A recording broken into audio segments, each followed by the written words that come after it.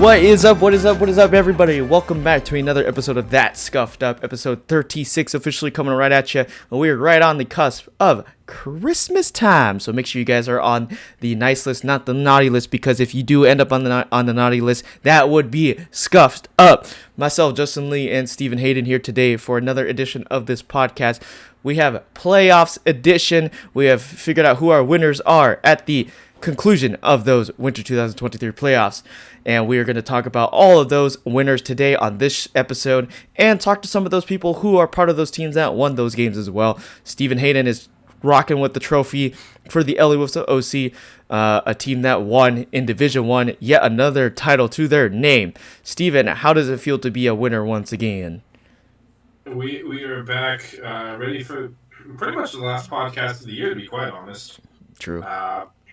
It's good to get another one. We'll talk more about the Division 1 a little later, but obviously our Division 1 winner was the We'll see as I have the award for it. Third World Series this year, 2 in a row, an undefeated season, and a plus. If I remember my math correctly, it was a plus 135 run differential for the full season.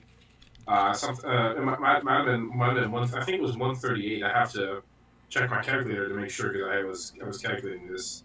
It was a 133 run differential for the whole season. Damn. 15 games, which averages out to winning each game at an average of 8 runs a game. So, very nice season indeed. Some curses broken, some new records set. But we'll talk more about D1 later. We got a whole part for that.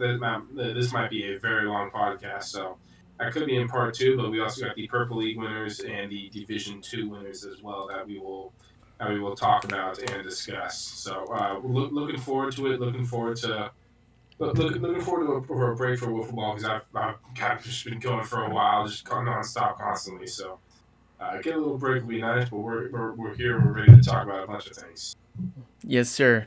Hopefully everybody got their Christmas shopping done because we're obviously in the middle of the week where, you got one more week to go before, things close down and then your delivery date becomes December 26, 27, blah, blah, blah. But overall, the structure of what we are going for this episode is obviously starting off with the Purple League and then building up from that to Division 2 and then to Division 1. And then we will talk about a little bit about the golf tournament that happened this weekend as well. And a little bit about what's going to happen later down the road with the December 30th tournament for SoCal Wiffle Ball and that team that we got going up there. And interestingly enough, we have some people from OC Wiffle Ball also participating in that tournament as well. So we'll touch on that. But first and foremost, we'll start with the Purple League because we love talking about the Fun League as the first ones as well. So let's get things kind of kicked off here. Steven, why don't you give us a rundown of how the Purple League went, and then we can talk about that a little bit. And then our special guest that will be with us for the Purple League. Yeah, so for the Purple League, we had 5 teams in the Purple League, as we discussed last time. 3 of them made it into the playoffs. Blizzard Gladiators got the bye into the World Series, whereas the Pancake Batters and the Beach City Dingers had to face off in the semifinals to make it to the World Series. In that game on Thursday night, the last game of the day, Beach City Dingers took the victory over Pancake Batters 12-7. A very interesting game. Indeed, we'll talk more about it in just a bit. But then Beach City Dingers ended up going into the World Series, winning over the Blizzard Gladiators in 3 games. Beach City Dingers lost the first game 8-3. Then came back in Game 2, won 9-5, and then an absolute barn burner in Game 3, 17-14 was the final score of that one. So that's how things ended up in the Purple League World Series. Beach City Dingers win the Purple League title in their first ever season in the Purple League, and guys like Tyler Moore and Will Control, they win their second OC football title. First people to do it in different divisions, even though the first time wasn't a division that they were in. So, very, very interesting indeed. Let's kick it back over. I believe, if I'm not mistaken, you were not at the Purple League semifinals. Is that correct? Was not there for that one. Yeah, definitely kind of dipped after that one. Had a final to study for it, so I went home to study for that one. Yeah. All Okay. I had a fair argument for leaving. Don't worry. I'll talk about this semifinal game then. Just a little bit between Beach City Dingers and Pancake Batters. Some good plays made. Some good plays made in the field. It was a relatively competitive game overall. Some hard bombs from guys like Will Control, Tyler Moore, and stuff. But Pancake Batters were right there. They were battling. They were missing a couple people as well. They stuck right through it. Interesting. Probably the most notable situation. We had 2 outs in the top of the 6th inning. Pancake Batters were down to the last out, and all of a sudden the lights went out at the field. They went out at 9:15, which for those who don't know who are not there afterwards, when we're in the stadium, the lights normally go off around. They normally go off right around 9:45. Yeah. But we were on a different field. We were on field number 2, which is when you're walking up to the stadium. It's that first softball field to your left. So different fields, some different situations, and we Anthony talked to the people, some of the people who work there. Got the lights on, and we were able to finish the game off just fine. But Beach City Dingers did come away with that victory in a 12-7 game.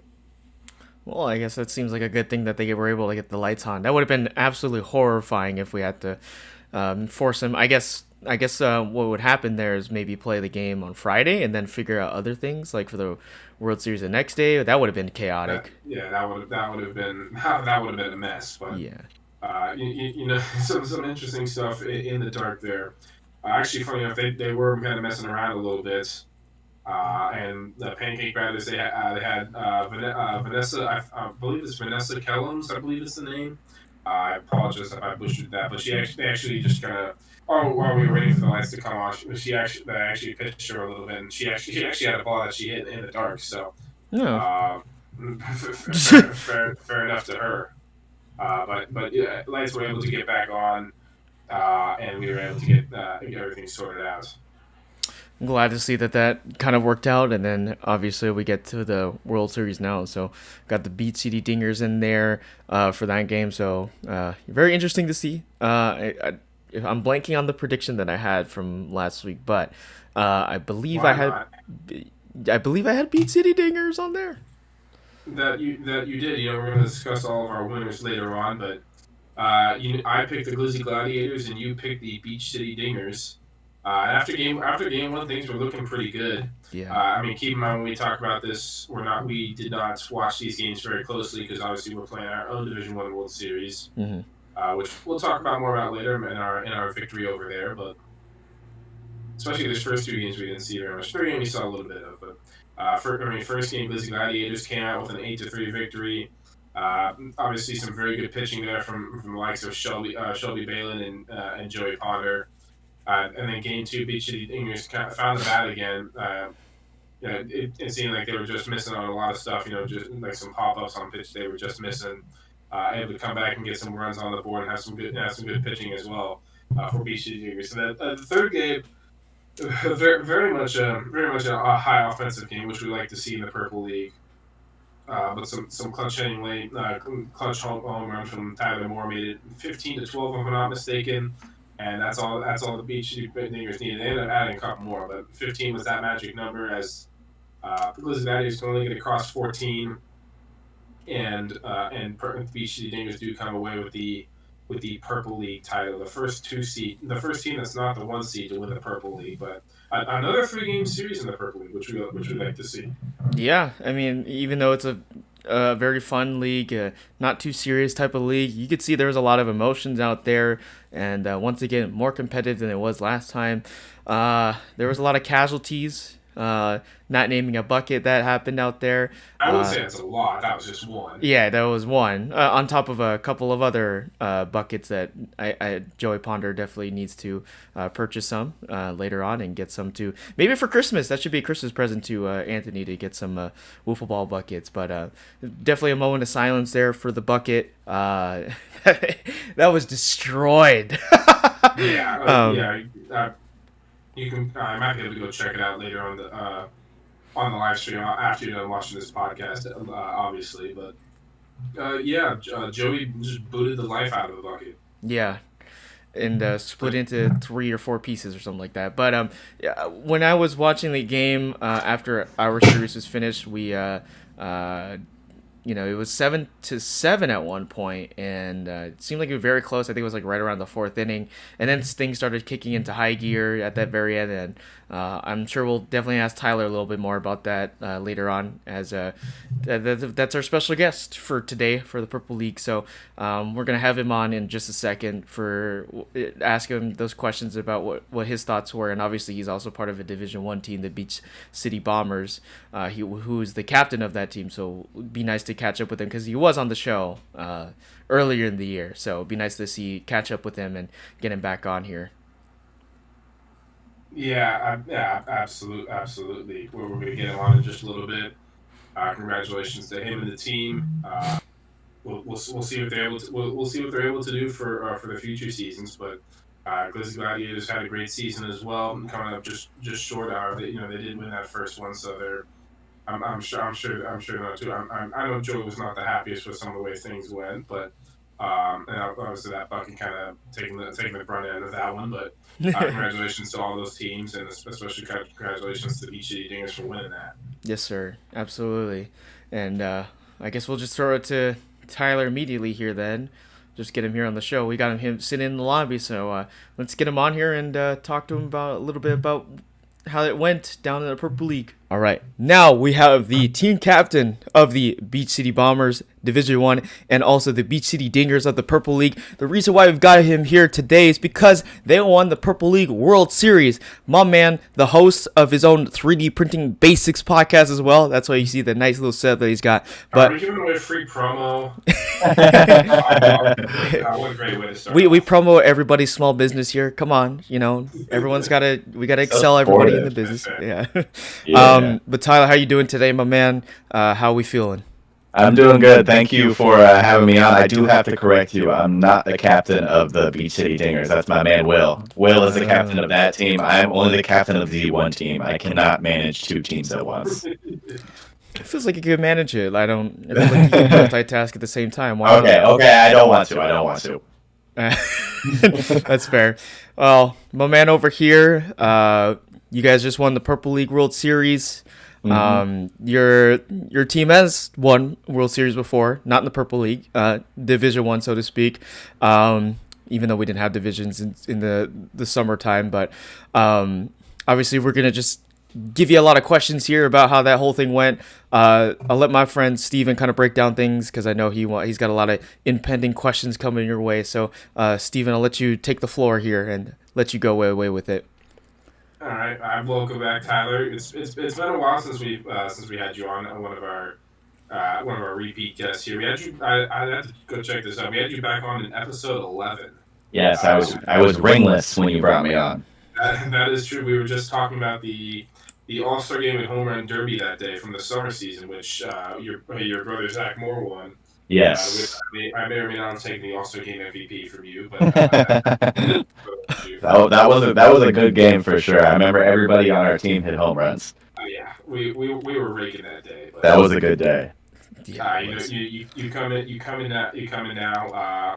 One of the first people to win multiple divisions. Well, I mean, I guess I'm counting this one as D1 since that was the main one. So congratulations to you. But start off. We'll start off with the good. With the Purple League. So I mean, I could go to D1 right now, but I'll start off with the Purple League for right now. You guys took on the Pancake Batters. You guys took that one. I believe 12-7. If sounds correct. If I'm not mistaken, we put that in the first part. But I believe that was the final score. Just with your first time being in the Purple League, what were some of the differences you found compared to the D1 division? For me, the toughest part about the Purple League was the pitching. I was a way worse pitcher in the Purple League than I was in D1 because of the slower speed limit. So then I would get in my head about trying to throw slow, and then I'd suck, and it would just keep piling up. But yeah, that, and then my approach is completely different. In D1, I'm like trying to think about like what pitch is coming. I'm trying to think about sequences. I'm trying to get hits and all that stuff. And then Purple League, I'm just trying to hit bombs. Not much difference, just Purple League is there to have fun. That's pretty much what we try to do. And I felt like we did a good job of accomplishing that for sure.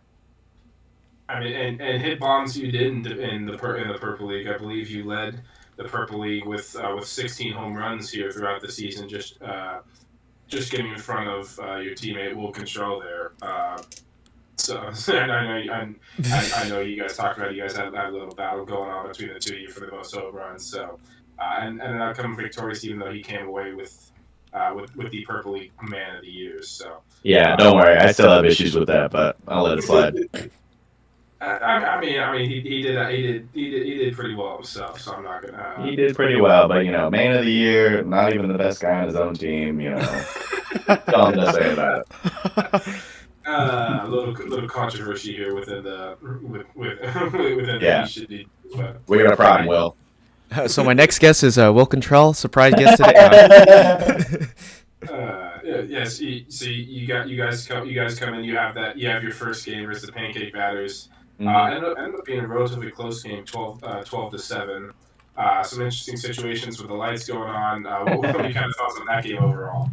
It was a tough game. The Pancake Batters overall were a tough team. We had some weird scheduling. We ended up playing them. That was our 5th time this season playing them, and overall in the series before the playoffs, we were 2-2 against them. So it was definitely a tough series. I feel like we knew what we were expecting, but then we kind of got surprised with the captain. I don't remember his name. The captain and his son not showing up. So that definitely helped us out a little bit. It made things a little bit easier and allowed us to just kind of get into our flow state and pretty much do what we do. And thankfully, we were able to take that game pretty easily and also have a good time while we were at it. Yeah, absolutely. And then, as I mentioned, you guys had that.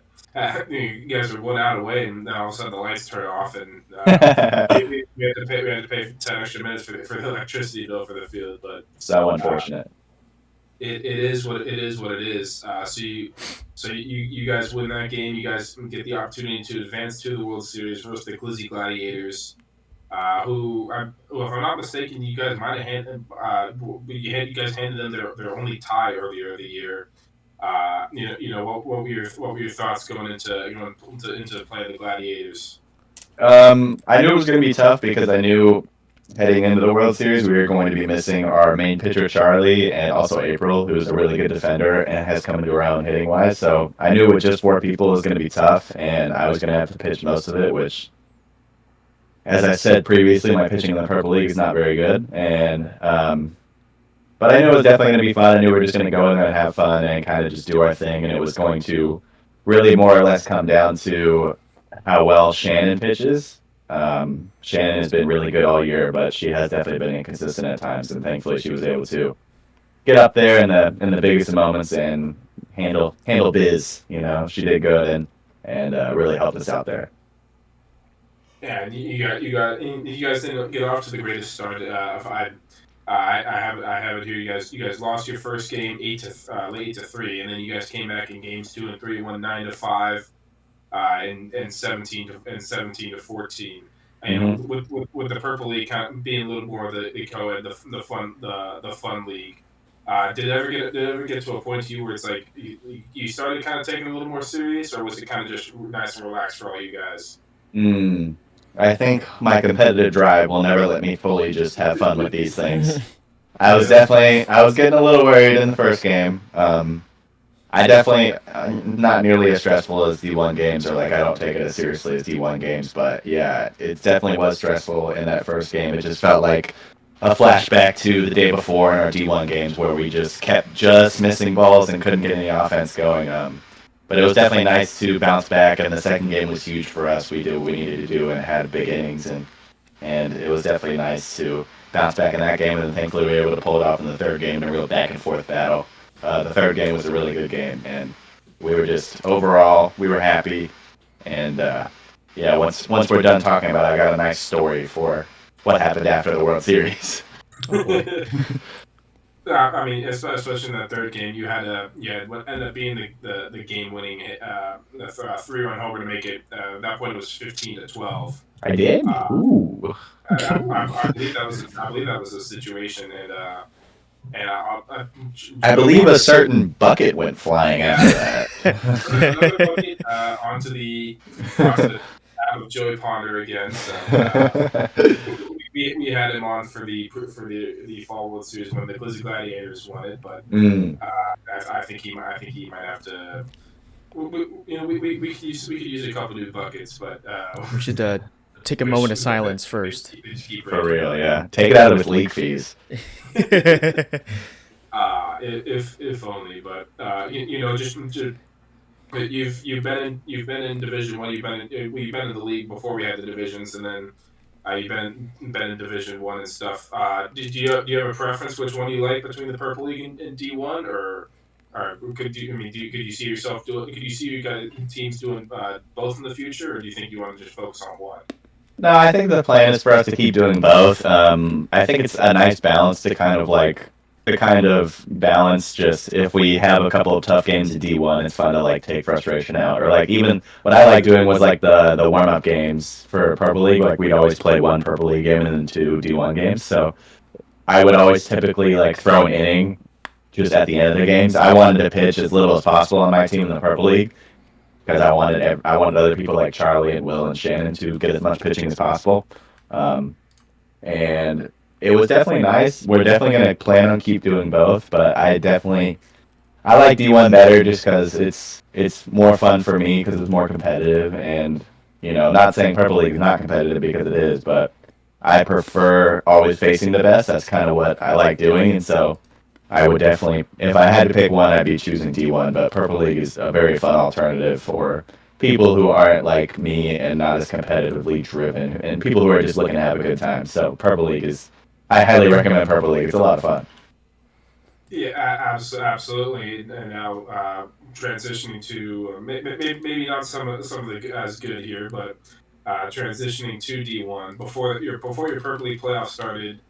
You started off at 6 o'clock with your Division One playoffs. You guys entered in as the 2 seed and took on the Trash Pandas, which Trash Pandas I believe they swept you guys and won that series. First game was 9-0, and the second game was 4-1. Hmm. Little bit unexpected the lack of offense, especially when a guy like Justin Lee over here had predicted you guys to make it to the World Series. Yeah. What did you see for you that just didn't go right for you guys? Um, for us, it was just missing a lot of balls. I think I was telling you guys we hit probably 7 or 8 fly balls that went beyond the home run line that just got caught, and yeah, they have a really good defense. They play the 3-man outfield, so they cover a lot of ground and they're very athletic. And it was just difficult for us to get going. I feel like most of our offense has come through guys taking their walks and then getting timely hits for big innings, and we just couldn't get that. We couldn't even like get a lot of guys on in sequence, and we were very flat and just had a really off night at the worst of times, unfortunately. It's one of those, it just sometimes it just doesn't happen at the right time. And Hmm. Trash Pandas, I'm sure they wanted revenge for that summer season in which you guys swept them relatively handily on your way to that World Series title as well. Yeah, just like I say, just as you need to get lucky to win a World Series, you can easily just get unlucky and have an off night and get bounced in the first round. That's just what happens sometimes. Even though it didn't end the way you guys wanted for Division One, you still had a very good season yourself. Not just in the Purple League, but in Division One as well. You were one of the you were in top five for ERA hitting wise. You were one of the top guys. And ended up getting named the Hank Aaron Award winner. How'd you feel about your D1 season overall? Well, I felt like the first 4 games were just absolutely fantastic. I think I hit 9 home runs in my first 4 games, so that was definitely it was a good start. I tapered off a little bit as we played you guys. Obviously, played the better teams, and as we got around. But D1 overall, I wouldn't say just I myself had a good season. Also, the other three guys who consistently showed up, well, three people, I should say, Charlie and Will and Shannon, they all turned up really good. I know Charlie ended up hitting 300.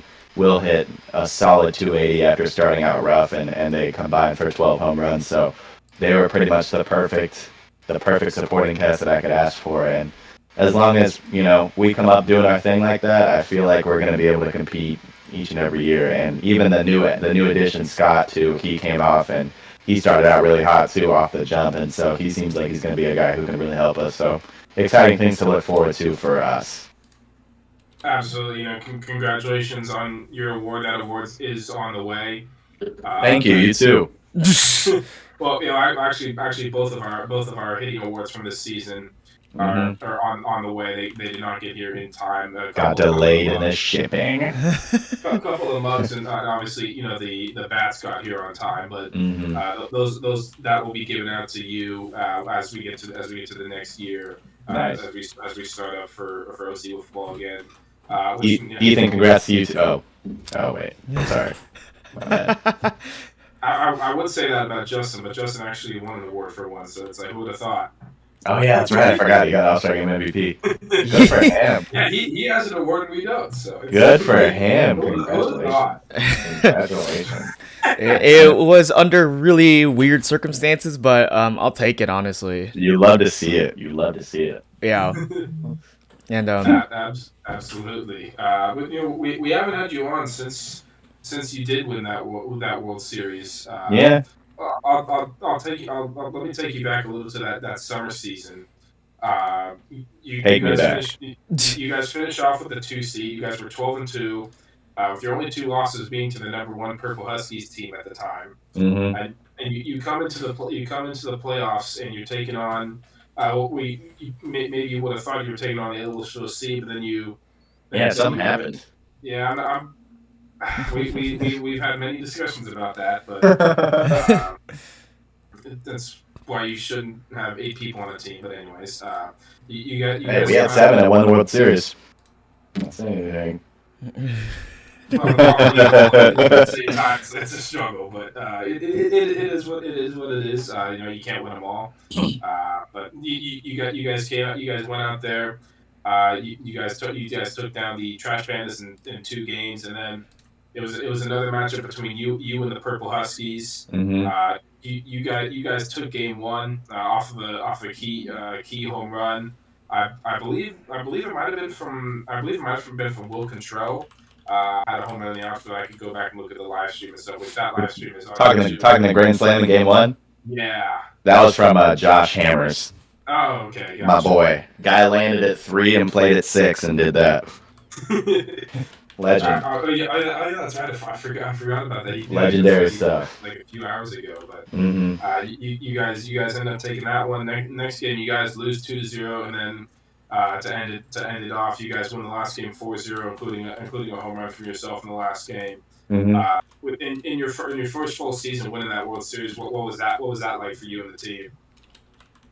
It was really nice. It was nice to come into a league that was very, very good, and coming off the previous season going 1-9, and as I was talking to Zach, I was like, man, if we just have one more pitcher, like if we just get you, like I think we can be really, really good. And we also got very lucky with some good free agents. Ryder, Josh, and Will were all free agents at that time, and Ryder ended up batting over 500, and Josh and Will had on-base percentages over 500. So that team was really good. We had 5 guys with over a 500 on-base percentage, and we had 3 guys that had over 400 batting average. So it was a very solid team, and everybody clicked at the right time. And yeah, the playoffs especially. Shout out to Zach. He pitched 5 games. However many innings, didn't give up a single run in the postseason. So it was nice to see that. And we had the other contributing factors too. Not myself until like the last inning of the World Series. Seems like I have a bit of a problem in the playoffs. Hopefully we can bounce back next year and get rid of that problem. But it was nice to come back and win it all in the first season as manager, and it was a great season for sure. I mean, each team goes through their periods where they're. I mean, especially like look at that, like my team. my team's very different from when we first started. So you're gonna have to keep find your guys, figure out who's gonna be here consistently and who you like having out here and stuff like that. So Yeah. as good as that first squad was, not everyone's gonna continue to be able to come out. You just keep finding guys. You found Scott and. It sounds like you've liked having him out there, and it seems like he's going to continue to be continue to be a player for you guys. So I went through multiple revamps of my team. So Yeah. It's just a matter of finding the guys like you said that show up consistently, and Charlie and Will have definitely been the day one guys. I know Zach is retired, so we're gonna have to move on from him. And yeah. Oh, breaking news! I guess Zach's retiring. He I don't know if you noticed. I don't know if you noticed in the last two seasons he showed up to like 5 games. So it was gonna be. It was very difficult for him to show up with his work schedule, and after the season, he just decided, that he's fine with doing his baseball league on Sundays, and just during the weekdays, it's just too difficult for him to commit to anything like this. So he's retired. He's done, riding off into the sunset. Oh man, that's tough. I mean, at least he got some awards. Yeah, he definitely walks away with that home run derby. He walks away with the World Series MVP, and he walks away with a good career for sure. Happy for him, and wish him all the best in retirement. and he still walks away. He's still doing very well in the Sunday League as well. They won their championship for the winter season as well. Back to back, baby. Yep, they won out of all the teams. So not in wiffle ball, they can get in the Sunday leagues. That's awesome. Yeah, he's got like 3 rings this year or 4 rings this year. Oh damn. Ring season for him. For real. Yeah, busy man, a heavy hand. He is definitely. Sure. It's a busy year in the Moore family household. We've been doing some winning. That you have, focusing now for next year. What do you expect from yourself and your teams in general for the next year coming up? You guys were the only team to stop the other Wolfsville C from winning everything. What do you expect to get back to those winning ways? Yeah, I think it's. I think we're gonna come down and see what we got. We're gonna move some pieces around. We, maybe have some people waiting in the wings. We're gonna see what happens there, and I feel good. I feel good about our chances next season. I expect us to be right back where we were with a little bit better because as each season goes along, our guys are getting better. It's gonna be difficult for me to get any better because the more people see me, the more they figure out that I swing at everything. And but Charlie and Will, and especially Charlie on the mound too, he's getting better every season. He got really good this season with all the work he got in the Purple League. So I'm excited to give him a chance. And Scott is looking pretty good too. And I'm feeling good about the people that we're going to roll out with next season. So put the league on notice. Bombers are back. Ooh-wee. Looking forward to it. Can't wait to see what happens with that. Should be some good good competition as well. With some stuff. Even some stuff the other we'll see are going to be losing a guy or two here as well. So we gotta. I heard it's going to be very interesting to see what happens with the future seasons. Are the Beach City Bombers back, or the Trash Pandas going to get their first one? It's going to be very interesting to see. But yeah, we're going to see that happens. The only thing that I hope for is that you guys don't win. If anything else happens, then I'm happy. Some people say you can never have enough, but I say you guys have had enough. As a board member and stuff, it's like it's good to see. It's good to not see the same team winning, even if it is your own team. It's good to see different teams winning as well. That Sutter World Series was one of the better ones to see as well. Even in spring when we hadn't won yet, it was a very good off season. But it's just refreshing as well to see. Yeah, no one likes to see the Patriots winning 3 out of 5 years and stuff like that. Yeah, I agree for sure. Yeah, just winning the Purple League World Series was not worth it because I got a ticket right after that. Yeah. So lame. We went to go celebrate at Chipotle and I got pulled over. Oh. Oh, is this the story? Is this the yeah. This story? is the story, yeah. We win the Purple League World Series. They ask Anthony what are good spots around here, and they're like Chipotle. And I'm like, okay, I'm down. And then I get pulled over because I have a single cab, so I don't have a center console to seat. And my girl was sitting in that seat, and she was using the phone to give me directions. And they tried to say that I was on my phone. And then they're like, also, while you're at it, your top brake light is out, not the two main ones. And then they have, your license plate lights are out, and you didn't use your blinker. And so they gave me a ticket for like 2 of those. No way. Man. I was upset. I was so pissed. Damn. You can cut this if you want to, but I was absolutely livid. I was so upset. It actually ruined my night. Man.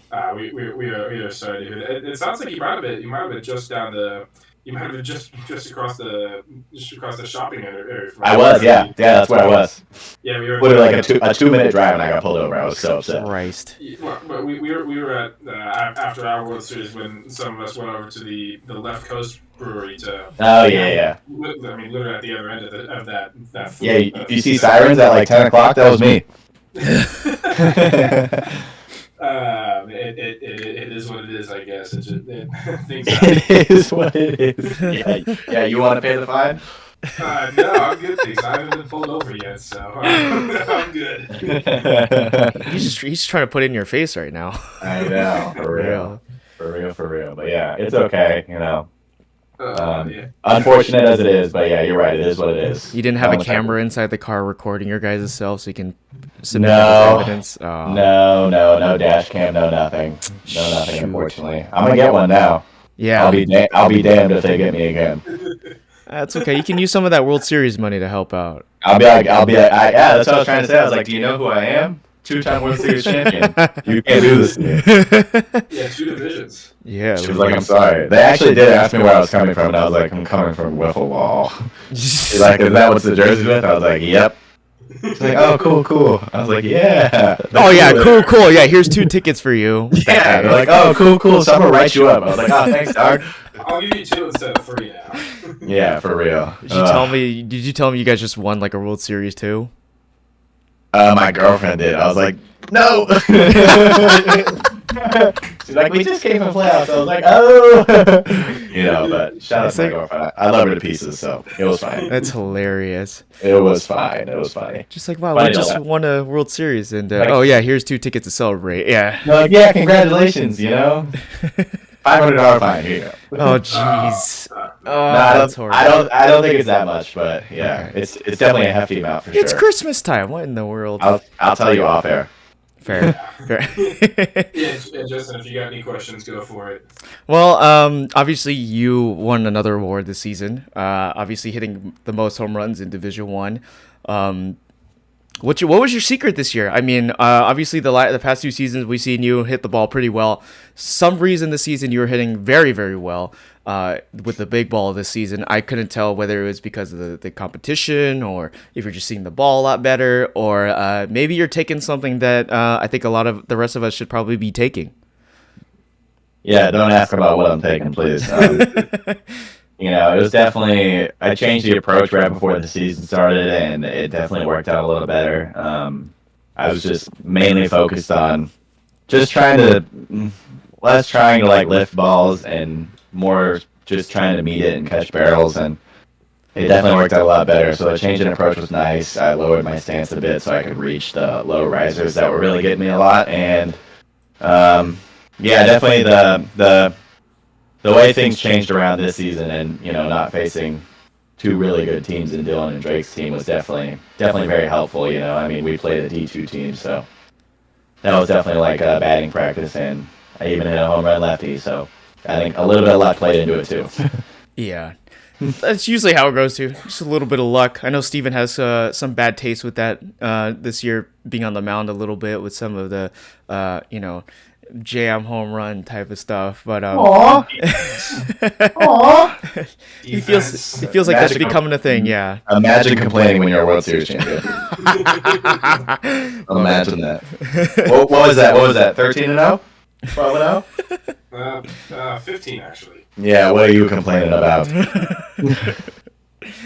It's funny because he didn't have to do so much this season in terms of offensive stuff. Where the the freaking MVP of the league. Yeah, the next Shohei Ohtani on his team. Yeah, literally. My man Jordan. Shout out to that guy. Yeah, he had a really good season. Actually, insane. We'll have Jordan later on the show. Actually, when we talk about the D1 stuff, we'll have him. I'm excited. I'm excited to hear that part for sure. Yeah. Yep. A lot of interesting stuff going around this time, but in terms the rumors be swirling. Yeah, there's a lot of that. There's always a lot of rumors. Mm-hmm. But in terms of just this season overall, I mean, we've gone through 2 seasons of division so far. How do you like it so far? Just seeing having divisions. Obviously, this season's a little different because we had less teams, so we had some interdivisional play. Yeah. How did you think?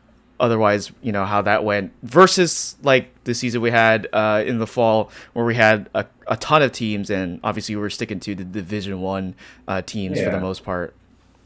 I'm a big fan of the divisions. I actually really like them, and I mean this in the best way possible. Anthony, my man, you're a cool guy, but I think there definitely is a certain cutoff with the number.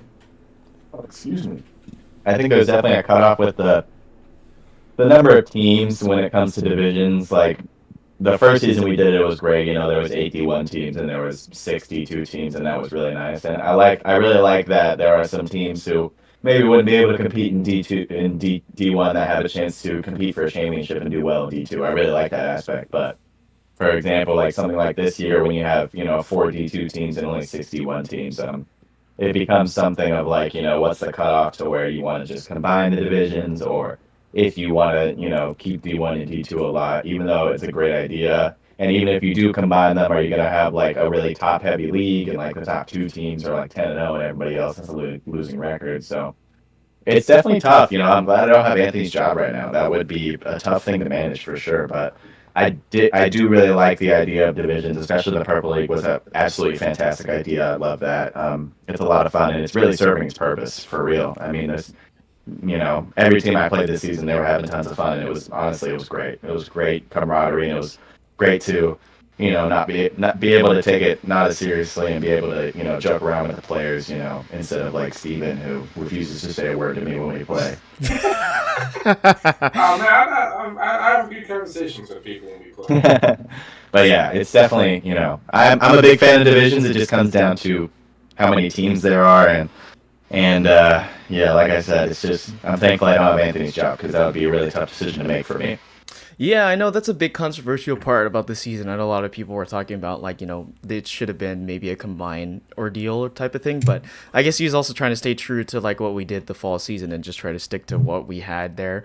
Hopefully we have more teams next season. I think that's a big thing. Obviously things were different this season because we didn't have literally the 2 best teams in this previous season, so things were a little bit different now. And one of the best teams. Yeah. One of the best teams. Yeah. When's the last time they won a ring? That is true. That is very true. If ever. Dylan Drake, my homies. That's exactly what he commented on that post after Dylan said something. It's usually our comeback because it's kind of true, yeah. Where's it at? Where? Yeah. I don't see it. They had one chance and they messed it up. That was against you guys, yeah.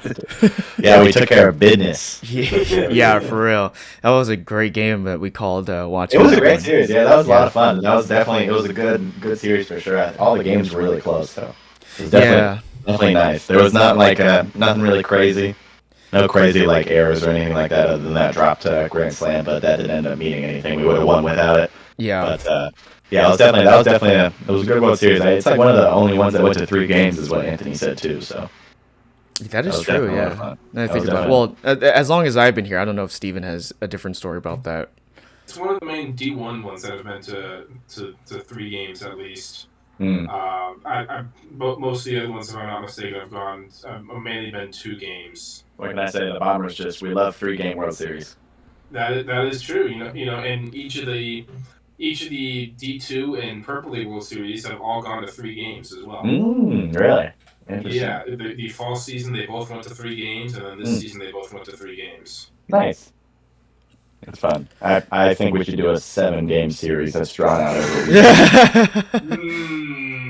if we ever get that big, that someday, I guess. Everybody by like game 6 is like, I want to be done. Yeah. I'm tired of this. There could be something for that in the future. Maybe like with other leagues or something like that. I don't know. Yeah. Got to get this podcast to blow up so other leagues take notice. That is true. We get like that'd be fun. Yeah, have the champions from each league play each other. That'd be fun. Yeah. That would be fun. It could be a really bad look for us, but that would be fun. Well, if we just get absolutely annihilated. That would be, yeah. I mean, we do have like kind of something like that on the 30th, where we have a lot of like big number of guys coming out there who can throw insanely fast. And I can't wait to go over that day. I ain't hitting anything. Which is 6. Catch us. There you go. It's an adjustment. That's 100% an adjustment just to be able to swing at those. Well, getting back to it though, you guys did the Purple League this season. Do you have any advice for some people who are joining the Purple League or trying to make a team together, like us? I know we joked around about it a little bit. You know, Steven has some trouble. None of y'all have girlfriends. Yeah, we don't. That's one big part of that doesn't help us in that case. So, but my first one you should answer. What did you like the most about the Purple League? You know, obviously besides family time, meeting new people, and then the second question would be, what's your advice for some people who are joining the Purple League? That's a good question. The thing I liked the most about the Purple League was probably just how like nobody really gets mad other than like the bucket punting incident from my boy Joey.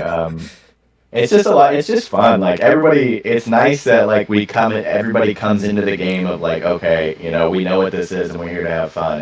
And the Purple League does a good job of accomplishing that. Like I've never felt like we were in a game and I was like, oh, like this isn't like fun or relaxing or anything like that. It's nice to be able to come into a game and like if you score 10 runs, you have to hit lefty. That's like, I really like it. And my advice for people who are joining is just join. Like that's like the easiest thing you can do. Just see if you got sisters, girlfriends, wives, friends, just anything. It's a lot of fun, and I highly recommend it. It's a nice thing to do on Tuesdays. Just see if you can avoid the 8:30 games. That's my advice. It's great advice there. Obviously, one of the things I think about this league is that, when it first started, that was kind of the idea, was to have, teams come out there and just have fun.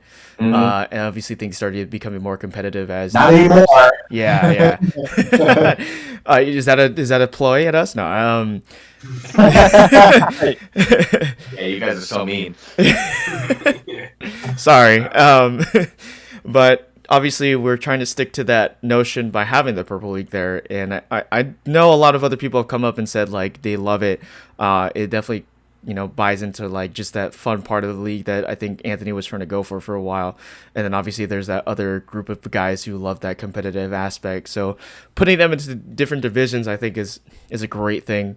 I guess building off of what you said earlier is like definitely one group of teams that like doing competitive play, and then one group of teams that like doing just for fun, like nothing too crazy, just like, hey, let's go out here Tuesday nights, we work it during the day, at night, Tuesday night we can get together, have some good time, go to the parking lot, have some glizzies with Joey Conder's guys. Yeah, that's a cool thing. I like that aspect. I don't know if you do like that a lot. It's definitely nice. It's nice, although shout out Joey. Last time I tried to show up, you guys were already done.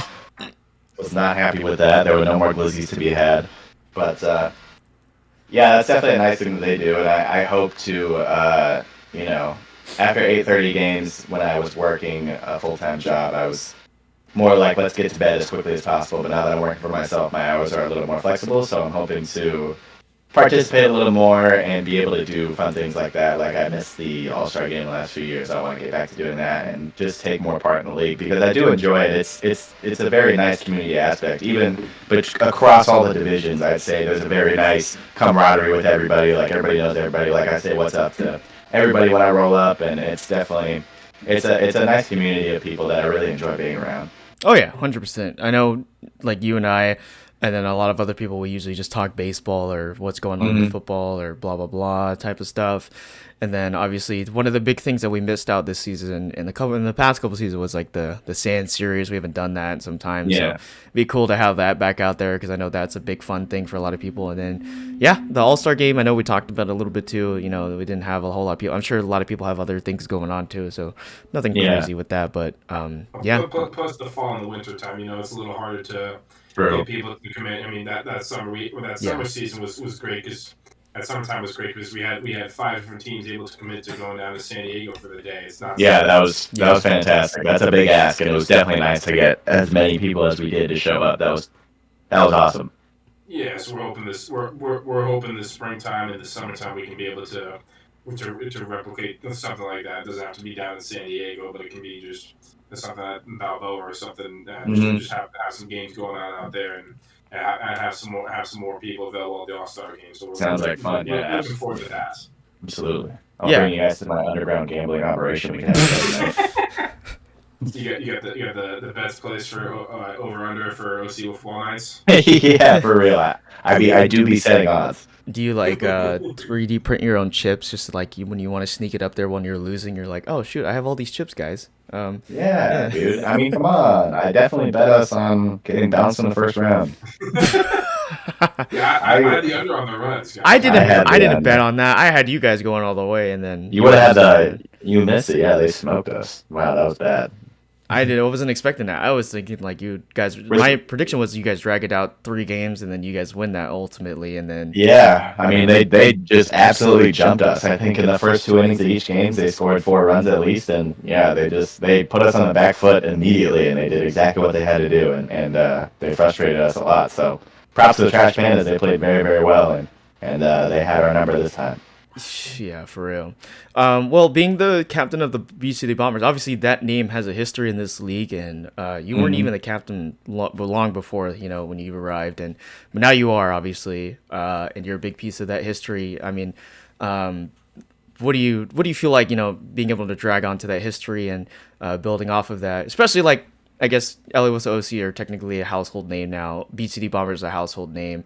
We have a lot more teams that are becoming household name, but like, you had the Wise Guys, Perwazgis, all those teams out there that were household names for a while. But how does it feel to be like one of those like teams, like Chicago Bears, Packers type of deal, or Dodgers, Yankees type of levels kind of deal? How does that feel? I mean, you're making me blush, Justin. It feels nice, it feels good to be regarded as like one of the better teams in the league, and it definitely adds a little bit more pressure to perform, but it's I like hearing it for sure. It's definitely nice to come to the league being regarded as one of the better teams. So it's definitely nice, and I hope to finish on top so we can prove that we belong as being mentioned amongst the top of the league. If I'm not mistaken, I believe the Beach City Bombers. The Beach City Bombers were one of the original like 5 or 6 teams. Yeah, it was Anthony's team. Started in the fall of 2021 with Anthony being on the team. He won the MVP as a member of the Beach City Bombers the first year. We still have an original player. Yeah, that you do with Luke Beeler, but I believe that's the only team. That's the only team left from that original group. It's the only team, at least a team with that name that's left in OC football. I mean, gotcha. OC, we weren't there that first season, stuff like that. You had teams like the Pineapple People. You had the Blue Wiffles. Pineapple People is great. Yes, yeah, it's a pretty nice name. You had. I'm blanking on a couple other team names right now, but you had a few teams there in there from the beginning. I believe Beach City Bombers are the only ones that are still left. Yeah, still no logo. That's a good question. I think it's time for a rebrand. I think the AI generated logo that Anthony uses is not quite indicative of our jerseys. I mean, you got to figure out something for yourself. I mean, you got the 3D printers, so you can. Because we do have the best threads in the league. Don't even question. Best threads in the league. Don't even try to question it. Yeah, Glizzy might have. Glizzy's our close second. Or a close second. Close second. Sometimes you have to have someone set the pathway to. Actually, the Wise Guys were the first team to have jerseys Yeah. out there. But then Mm. we followed behind them, and then since then Yeah. there's been an influx of jerseys in the league.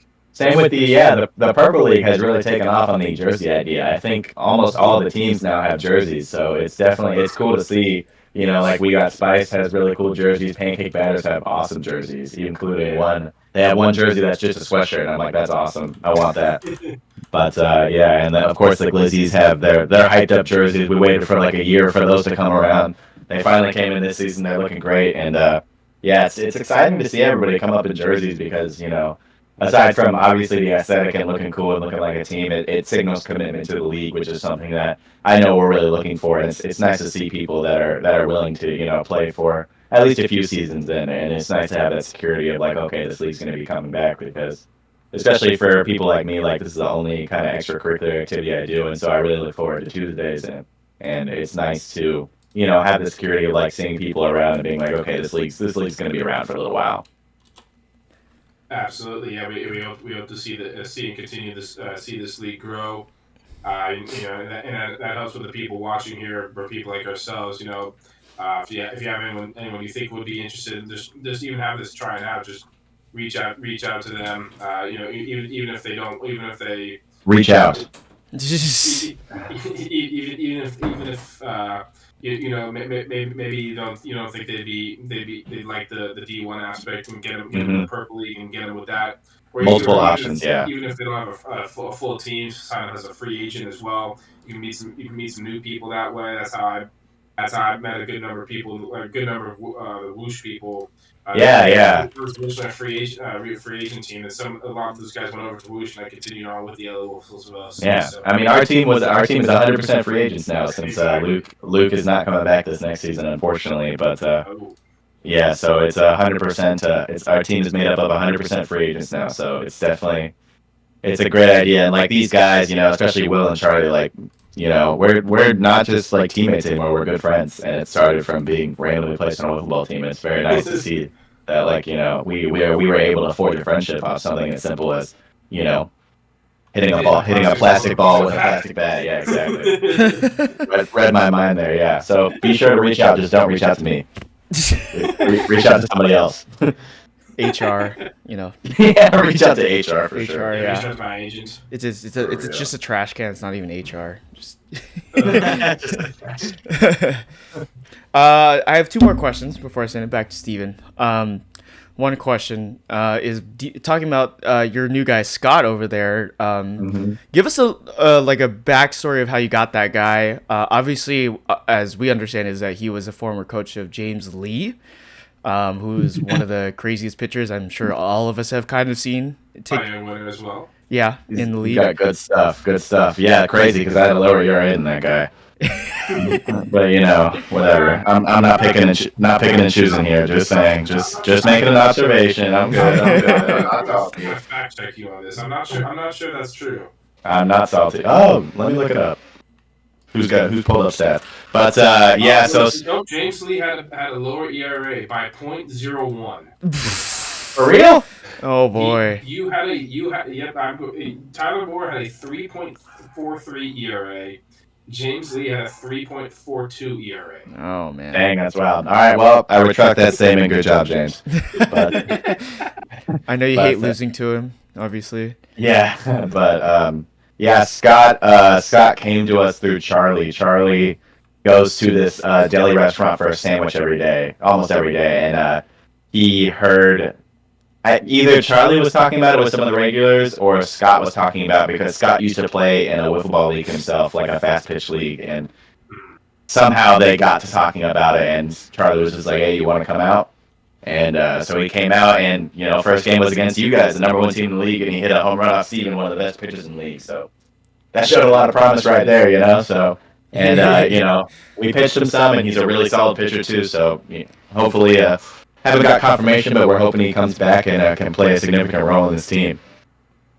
For sure. I mean, he obviously became a big part of that. I know, if I remember, he has some kind of wiffle ball experience prior to being in the league or somewhat. Obviously, he's a baseball guy, so Yeah. that's a big deal for you guys because I know you guys are missing a few guys from last season who obviously went off to go play like flag football or whatnot. Yeah, absolutely. Don't know if they'll make a return or something like that in the future or whatnot. But my final question to you is, I know you guys are losing a few guys, right? Is that correct?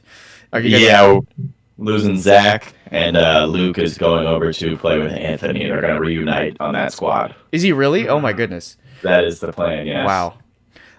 So does that mean you guys are gonna be kind of looking to free agency, looking for some people around the league type of deal? No, I don't think so. I think we're just gonna run with what we got. We got me and Charlie and Will, like the core guys, and then of course Shannon comes up and plays when we need her to. And Shannon is, shout out to Shannon. She's really good, even for a D1. Like she be hitting bombs at D1, and it's very impressive. I'll never forget the first D1 game she played against the opposite Whiffles team. I can never remember. But yeah, hit a game-tying home run in the last inning off James, and that was she's definitely very good. She's got 1,000 fielding percentage. She knocks down everything that's in front of her, and so she's definitely a good the best alternate in the league, I'd say. So, but yeah, it's gonna be us. Hopefully, Scott is coming, and then hopefully we got something brewing. Rumors be swirling, but we might be picking up another player or so, but we'll see what happens with that.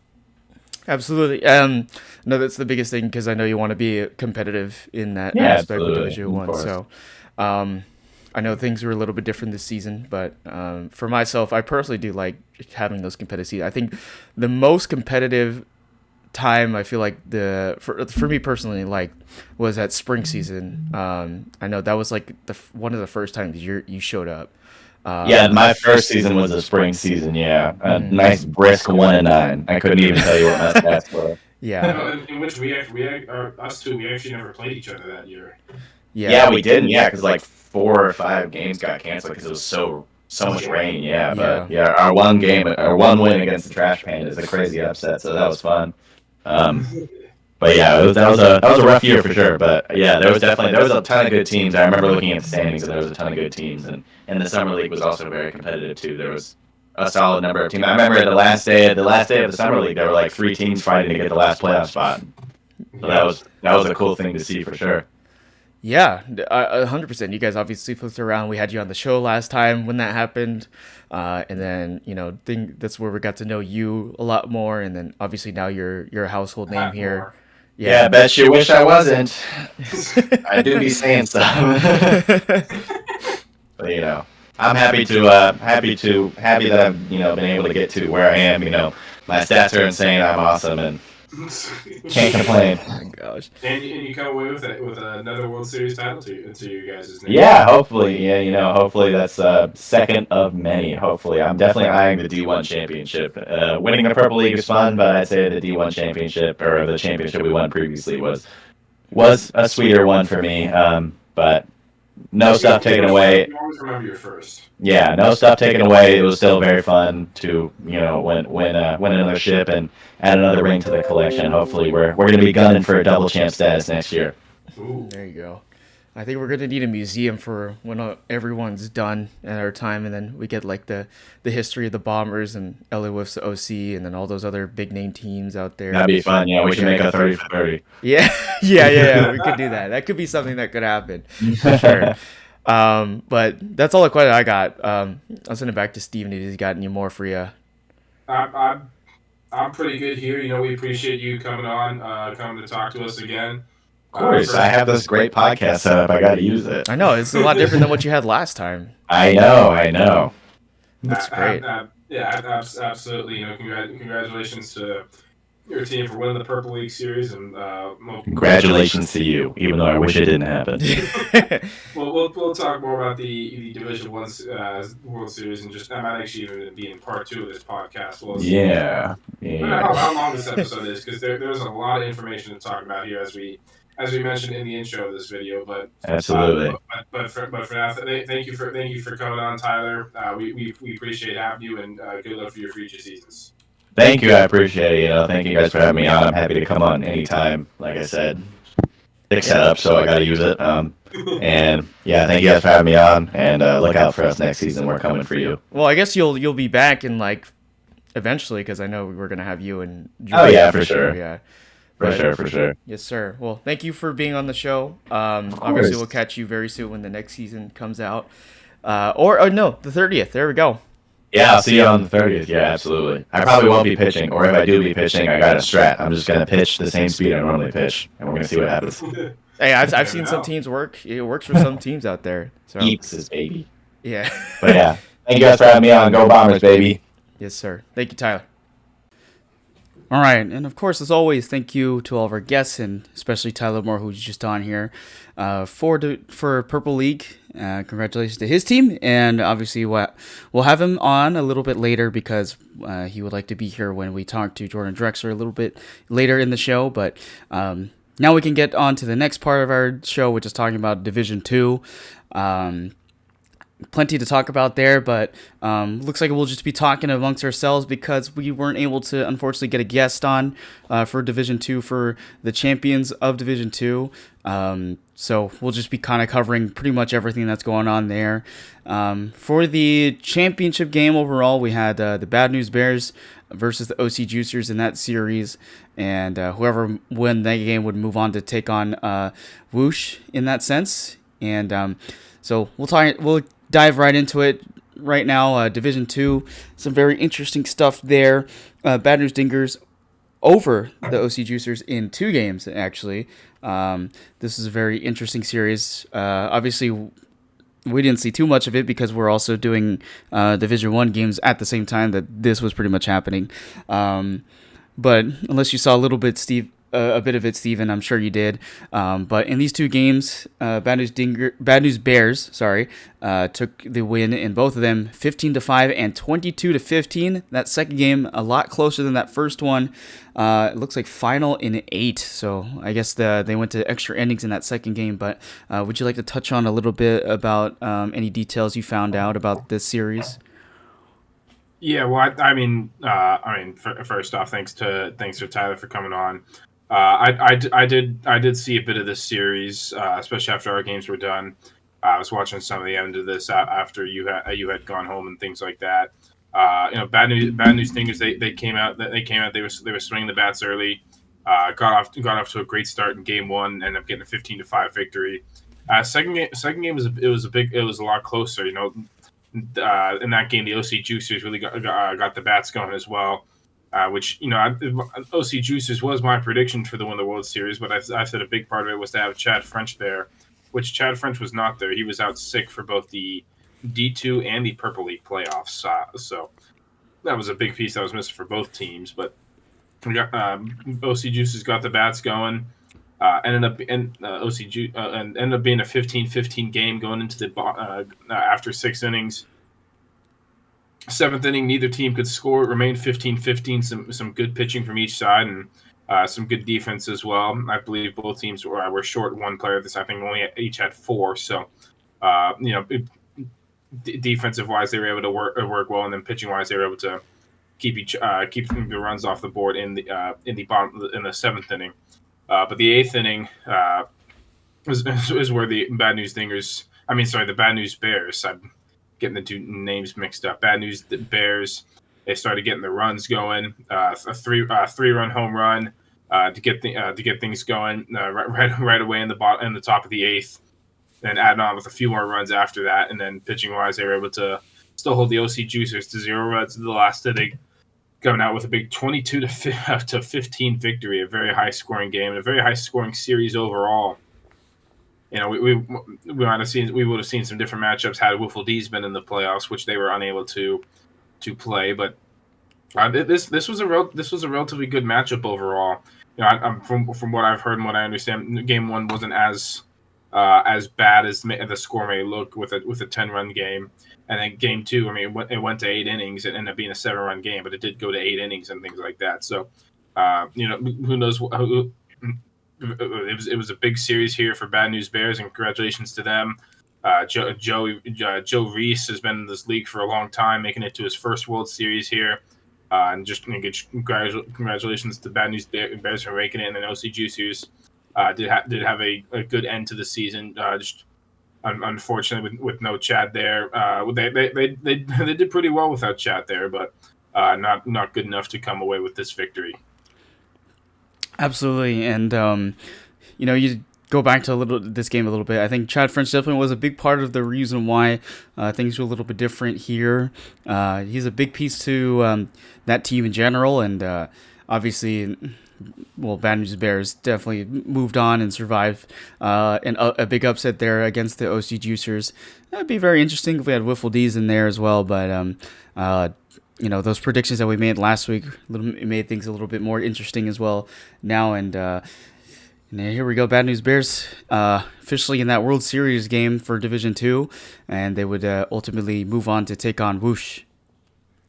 Wiffle D's was the number one team at a point. It's one of those, you have both those games going on at the same time. You have the 1-4 game versus the 2 and then the 2 and 3 seeds. It could have been very interesting. Some people may have even chose Wiffle D's to win it this season, but things happen, life happens, life gets in the way. So gives an opportunity for these two teams to make it to their first potential World Series. So for a team like Bad News Bears, who I know have had their struggles in the past, and since moving to D2, they've done all right. But making it here this gives them a good chance to make it to the World Series and try to show what they got in there. So it's having this division split's been very beneficial for sub teams and things like that. So good to see guys like that making it into there, and just especially for the first time. Even guys who have been around for 6, 7, 8 seasons already. It's good. It's always good to see new fresh faces in the World Series and things like that. So yeah, it truly is. But one of those teams that were in this, and I'll give a little bit of context while we transition to the World Series for Division 2. One of those familiar teams was Whoosh, who was in there actually last season in the fall, and they went on to take on the OC Seals after taking down Wiffle D's last season.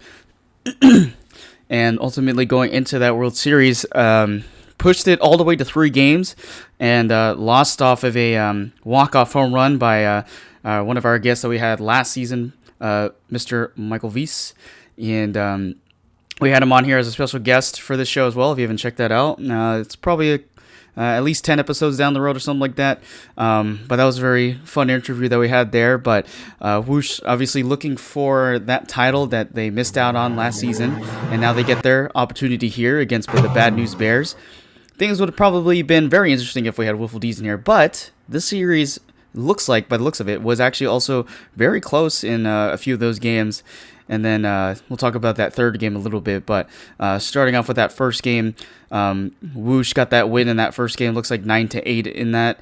And then the second game, Bad News Bears had the benefit of the doubt, getting that 5-4 victory in game 2. So we pushed it all the way to 3 games, and then ultimately Whoosh won the entire series overall, 26-5 in that final game. Also, it seemed like they were missing a couple of guys in there as well. Actually, a few, I should say. Looked like, I believe Nick Yusoff was in there. Ryan Miller definitely was not there. And Donald Lecomte looked like it was not also there as well. But what did you see from this as well, even though we were playing at the same time as this was happening as well? It's one, it's you're kind of taking some of my points from me right here, but I mentioned on the podcast last time, one of the biggest probably the biggest ability you can have is availability. Whoosh coming into this series, they were missing half their team. They only came into this World Series with 3 guys. They only had Drew Plant, Owen Schur, and Jake Mitchell with them. So no Nick Yusoff, no Ryan Miller, and no Donald Lecomte. So it made things interesting for them. Bad News Bears, they had the same 4 that they had the previous night against the OC Juicers. And then very close games overall. We saw a lot of Joe Reese and saw a lot of Drew Plant on the mound for their respective teams. And for first game, very close battle. Some good offense going on, but Whoosh able to take that first victory. And then Bad News Bears, they bounce right back, taking that second game 5-4, if you're Whoosh, you're thinking, this is the opposite of how it went last time. Are we able to do what the OC Seals did to us the previous season, or is this going to be a situation where we're going to blow one 1-0 lead in the World Series? But Whoosh came into Game 3 swinging. It just seemed like they were just smacking the ball over the place. A lot of home runs, a lot of walks. It seems that maybe Joe Reese was potentially getting a little tired and just not able to find the zone and get the outs as much as he was able to before. A lot of runs being scored out there by Whoosh, with them being the home team as well, and that being over with a walk-off home run by Drew Plant in a mercy rule game, 26-5. That home run was hit by Drew Plant, but Whoosh do win their first ever D2 World Series, their first ever World Series as a franchise. So it's as I always say, it's always good to see LA Wolfsville C teams winning out there. But this was, regardless of that last score, this was a pretty close series overall. Deserving to be a World Series series. So just very good to see. Congrats to both teams for making it there, making it a good series. Bad News Bears is not a bad season at all. You guys are right in there. You end up bouncing back to get that Game 2 victory, but by the looks of it and by what I saw, it just seems like kind of the gas, the tank ran out of gas in that third game, and Whoosh stayed ready to play. You have three guys. You keep saying you keep getting up in the order, and you just keep saying and understanding the same pitcher and over again. Eventually, something like that is going to happen. Yeah, for sure. And obviously things were a little bit different since they didn't have some of those top three guys in there. And those are some of your buddies as well that like Ryan Miller, we played with. Donald, you've played with. Nick Yusoff obviously was there the first season I was around, and then he was with you for a bit. So a lot of those three guys that we've played with before obviously weren't there, and that played a big factor in the reason why I guess maybe things were a little bit closer in this series. But ultimately, it was, I think, when you have a competitive series like this, it's always fun to be able to play and have a little sweat running down the side of your face, and in those pressure situations. And this is exactly what was looking for if you're watching for a game that is at least very close like this. So once again, more awards to add to the LA Wolves OC's shelf, aka Stephen Hayden's home shelf up there. Yeah, we'll talk about my shelf a little later. It's now it's increased a bit as well, and it's going to increase more as we come around. But I have played a lot with the Whoosh guys. Some of those guys, they started off with my team, such as Ryan Miller and Nick Yusoff, and then they went over to Whoosh at the beginning of 2023. I know they were all pretty close. We had Donald with me for a little bit. He was with Whoosh, and then he was only here for a few weeks of the summer season, so he just came and played with my team. And then they went back and formed Whoosh again, and even some other guys who have been on Whoosh before. Joe Harkey was there for a little bit, who won the MVP as a member of the LSVC. Yeah, you have Min, who hasn't been in the league for a couple of seasons, but he started off on my team in the spring of 2023, and then moved over to Whoosh and joined up with those guys. I know all those guys are pretty close, and they hang out with each other outside of wiffle ball and things like that. So, I'm glad they were finally able to get over the hump and get the job done. It was a very heartbreaking end for them last season, but I'm just glad to see it get it done. And to Bad News Bears as well. Maybe this can be a propelling moment to get them World Series for next year. Who knows? Yeah, obviously they gave themselves a bit of a chance, and they've been in the league for a fairly long time too. So they're not too far off from where they need to be. And obviously Joe Reese is going to do the exact same thing that he usually does. And there's a few guys we'll talk about a little bit later in not wiffle ball related stuff, but maybe some golf related stuff as well.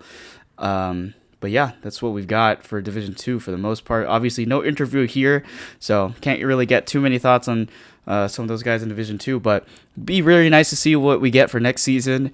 Hopefully we get some more teams in there, and maybe we expand the Division 2 space a little bit more with some teams in there and make it more interesting, especially with what we had last season with a lot of those Division 2 teams. But very exciting if you're Bad News Bears players / fans and OC Juicer fans. They were definitely trending in the right direction towards the end of the season as well. A few of those guys also got some awards. I know they got the Rookie of the Year for Division 2 in there as well.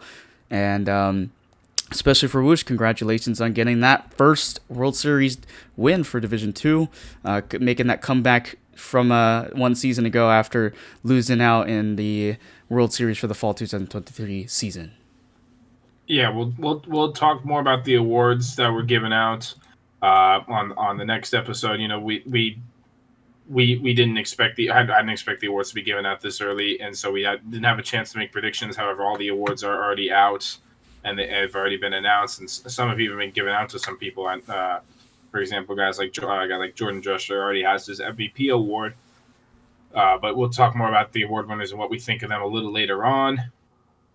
And that'll be for the future. That'll probably be brought up for next year as we get ready for that 2024 season to start up in January. So we got more stuff to talk about in the future. But this is a very packed episode for us.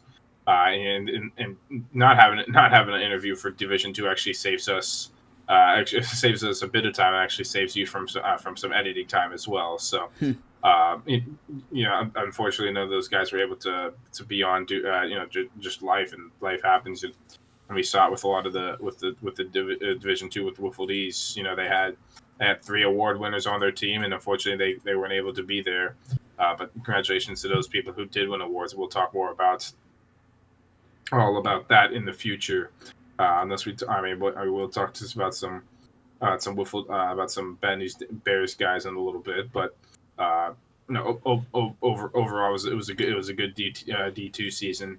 I think Whoosh were the favorite coming in. They ended up doing it. So congratulations to them. Certainly, indeed. And since we're splitting this into 2 different parts, obviously you want to savor some of the other stuff for that second part.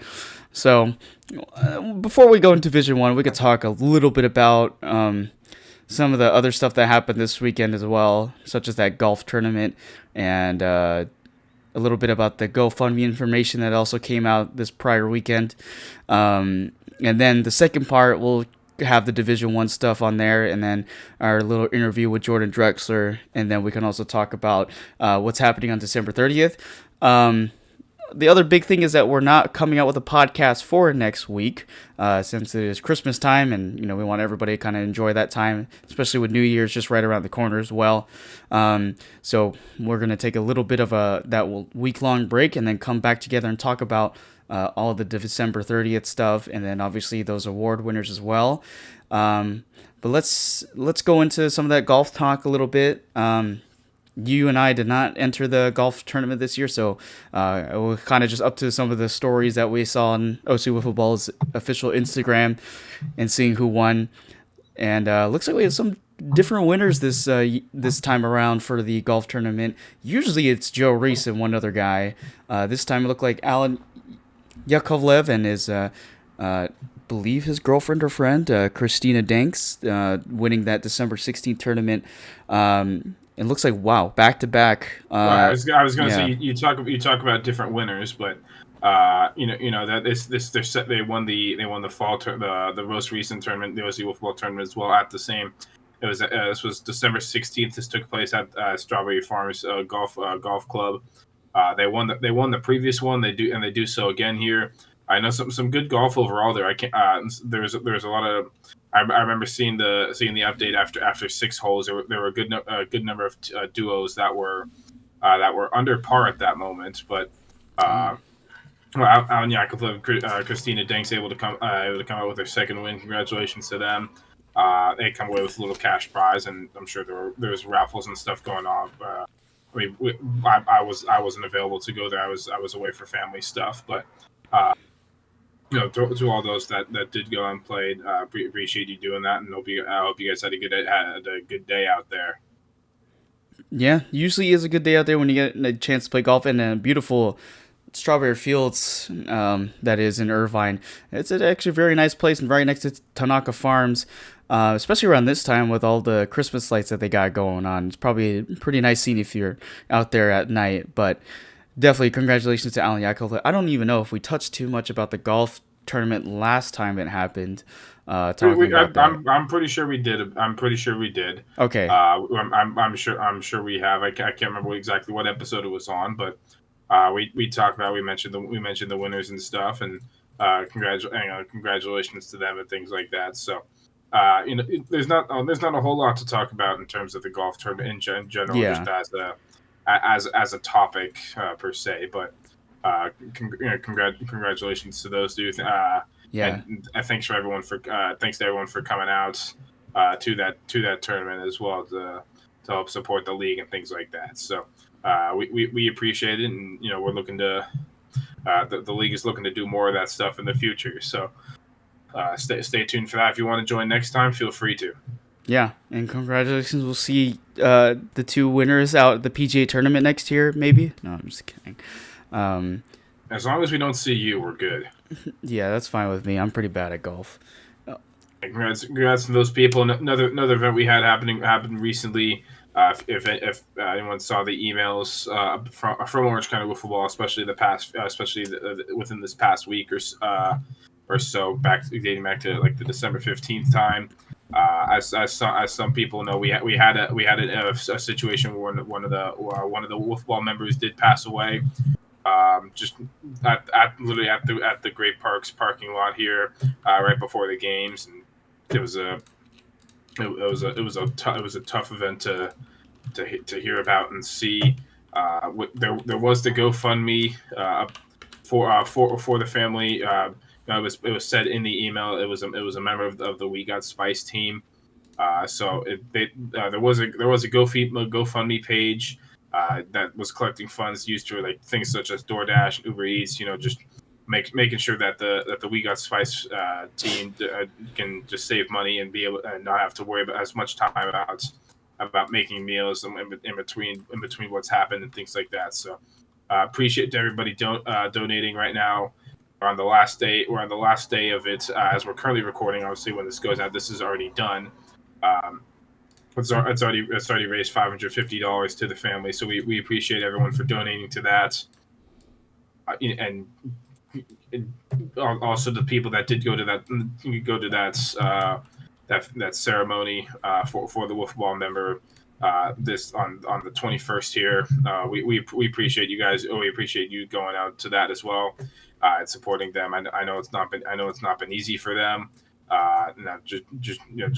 We've just given them their space and let them. It's just tough to talk about, and we are sorry that it happened.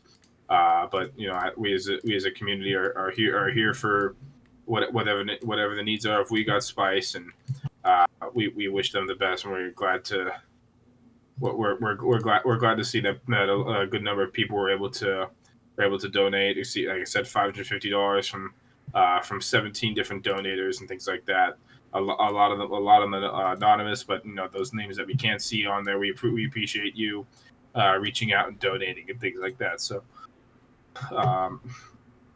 it's tough. It's not something you expect at all, and we hope all is the best with that family and things like that. So just once again, thank you for everyone who donated to that, and anyone who went to that ceremony. I don't know. That's just a very tough time. It's just a very. I mean, obviously, we're not unfamiliar to unfortunate events like these. We had a memorial for Dylan Hoffman's girlfriend a while back. So, these things definitely do happen. It's just part of the community to come together and really cherish the moments that we have together. And that's why this is one of those big things in the league, is just being able to cherish our moments together, especially with friends and all the people that we put these teams together for, and just having a good time and, go out there and meet some new people. Obviously, we don't ever expect anything like that to happen, but, at the times that it does, we just need to, give our condolences, try to keep the community together, real together, and just really find that center ground and just show out for each other, because at the end of the day, this is more or less a family thing with everybody, even if don't see it that way. You just see this as like a way to go out and have some good times with some people. But it's definitely unfortunate when something like this does happen very close to where we're doing our games, and it's a very surreal situation. But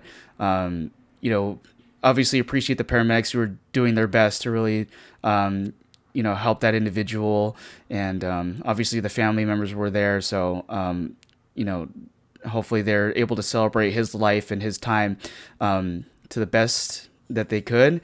And obviously appreciate all the people who are able to donate, to that cause. And it should be mentioned that we also did a Moan of Silence before all of our championship games to kind of, give people time to think about and send those prayers and condolences a little bit before we started things going, and just honor that person on We Got Spice. And definitely just an unfortunate thing. So once again, definitely sending our prayers and condolences to that family, and hopefully they're able to come back and play around, and I'm sure everyone will show their support and love for them as well, because we are, at the end of the day, just a community trying to keep things together and make a safe place for everybody to be around with. So yeah, and that's the thing with this group. It's another group of people to be around, to be able to spend time with, and be able to make new connections with. And it just opens up a whole nother whole nother group of people to work with, to be friends with, and things like that. And to have those people also to help you out and give you support when you need as well. So we send our wishes and prayers and condolences to the We Got Spice team, and we hope that they are able to stay strong through a tough time like this. But just a reminder that wiffle ball is not the end all be all of here.